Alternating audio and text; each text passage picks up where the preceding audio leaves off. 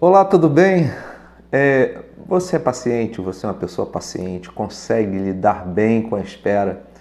Eu confesso para você que muitas vezes eu tenho dificuldade de lidar com essa ideia da paciência, em ser paciente. Achei um tema super interessante para a gente poder compartilhar aqui, aliás, objeto de uma reflexão que eu compartilhei com a nossa igreja um domingo desse. E creio que seria bem interessante poder compartilhá-la aqui. Então, vamos comigo até o final do vídeo para a gente ser muito abençoado e edificado. E aí, eu vou pedir aquele triplo C para você curtir, comentar e compartilhar. E se você ainda não é inscrito aqui no meu canal, eu quero pedir para você se inscrever. Poxa, não paga absolutamente nada, é de graça e você é muito bem-vindo. Aliás, eu peço a sua ajuda porque estamos chegando perto aí dos 900 inscritos. Isso é muito legal. Cada dia a gente vê uma nova pessoa chegando e isso alegra o nosso coração e a família vai aumentando. Então, vamos juntos. Chama a vinheta para nós.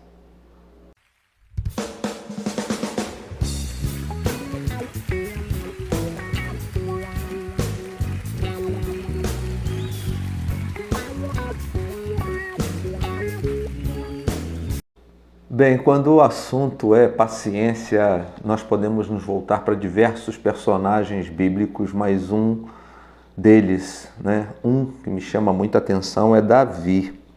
Vejam vocês o que Davi afirmou lá no Salmo 40, verso 1. Ele disse assim, escreveu assim: esperei com paciência no Senhor e ele se inclinou para mim e ouviu o meu clamor.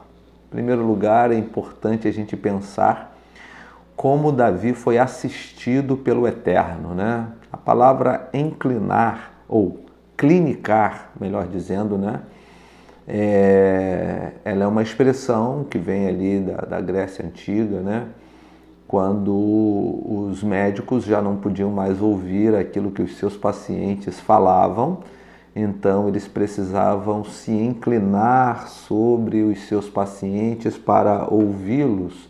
Então, clinicar significa aquele que assiste no leito, aquele que se inclina sobre. E ao que parece, Deus clinicou Davi, porque ele se inclinou para ele e ouviu o seu clamor. A gente não sabe exatamente pelo que Davi estava passando quando ele escreveu este salmo. Talvez ele estivesse doente, talvez obtido um grande livramento de uma morte iminente. O que a gente sabe especificamente é que a sua espera e o seu aguardo no Senhor, vai dizer o texto, lhe trouxe então o favor de Deus. Davi, diante da sua luta, diante da sua angústia, diante da sua agonia, obteve acolhimento e livramento. Isso é maravilhoso demais. Aquela experiência difícil, aquela experiência aguda, fez com que os seus lábios, segundo o próprio texto, pudesse ter um novo cântico, um novo louvor. Deus colocou um novo cântico nos lábios de Davi.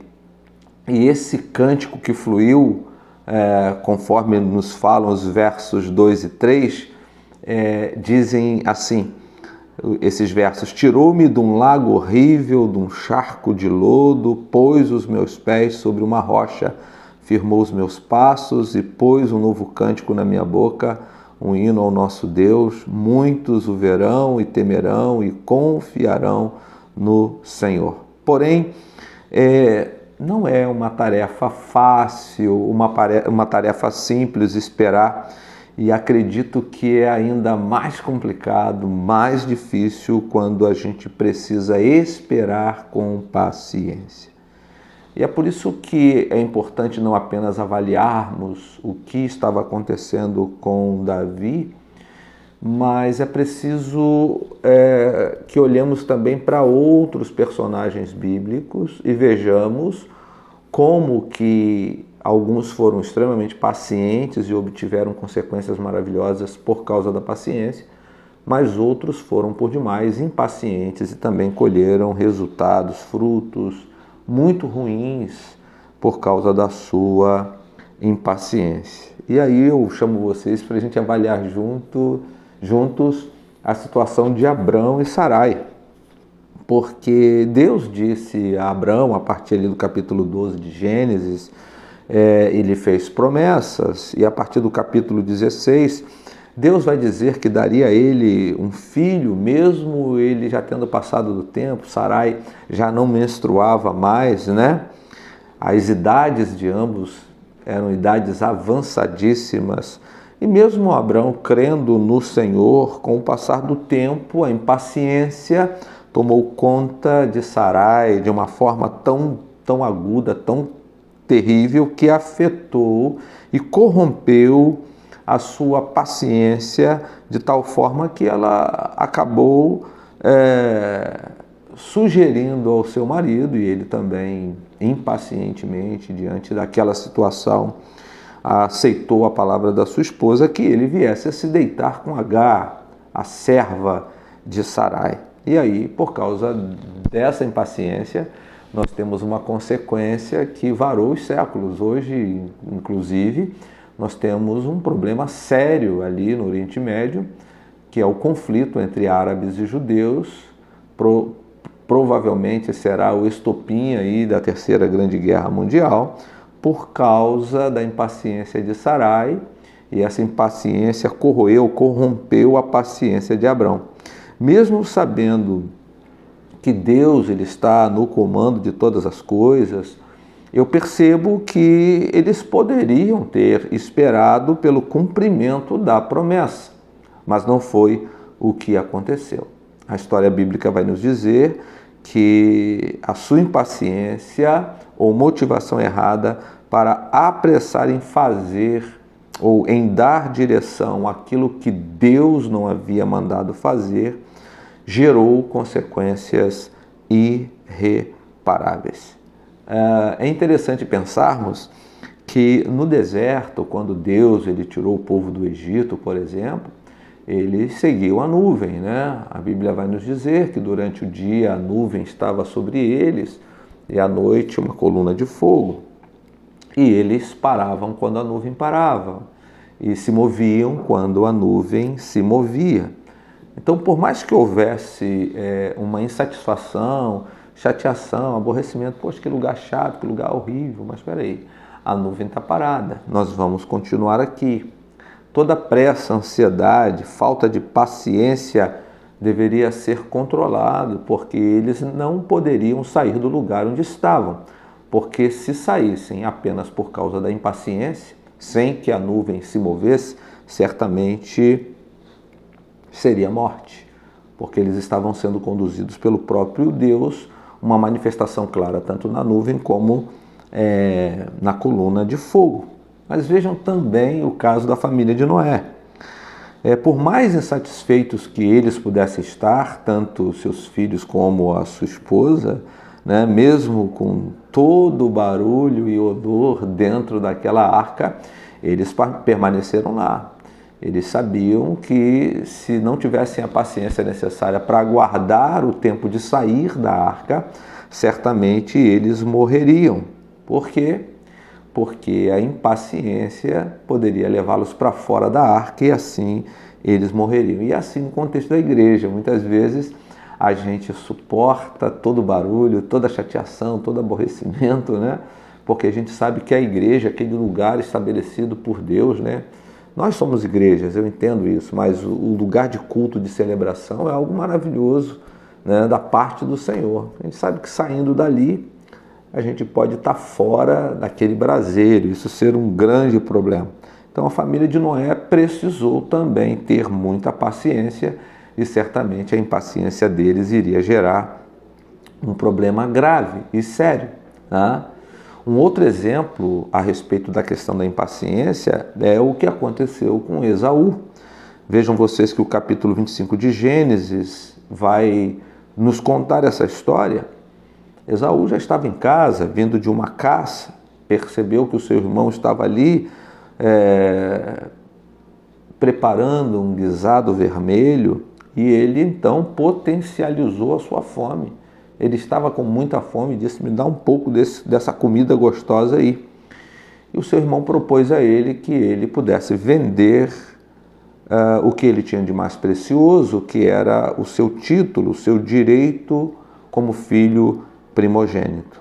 Então, Esaú potencializa a sua fome, diz que vai morrer, para que serve aquele título para ele, desconsiderou assim a importância do seu direito e vendeu por um prato de lentilha ao seu irmão Jacó.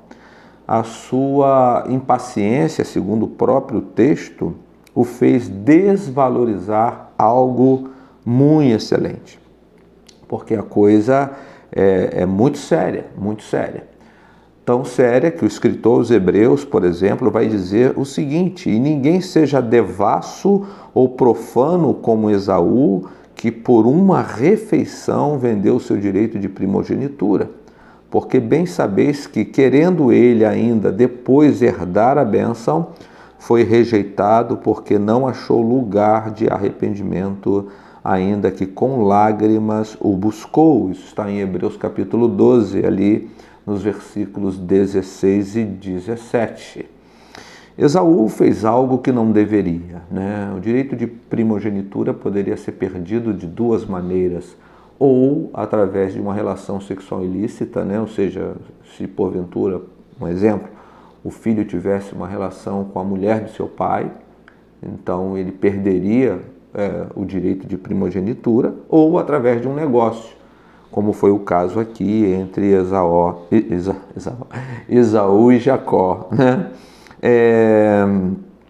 Ele teve pressa, ia morrer, dizia ele, e ficou ansioso e se precipitou, potencializando a sua fome e diminuindo a importância do seu título, um título que lhe daria o direito de ser líder do seu clã após a morte do seu pai, e daria a ele o direito de ter porção dobrada. A Bíblia o chama de devasso, e a linguagem original diz que ele foi profano e amante das coisas terrenas e sensuais. Bom, eu poderia ficar aqui discorrendo com vocês sobre outros personagens, mas eu acredito que Abraão, Noé, né? Eu acredito que o próprio Esaú, por exemplo,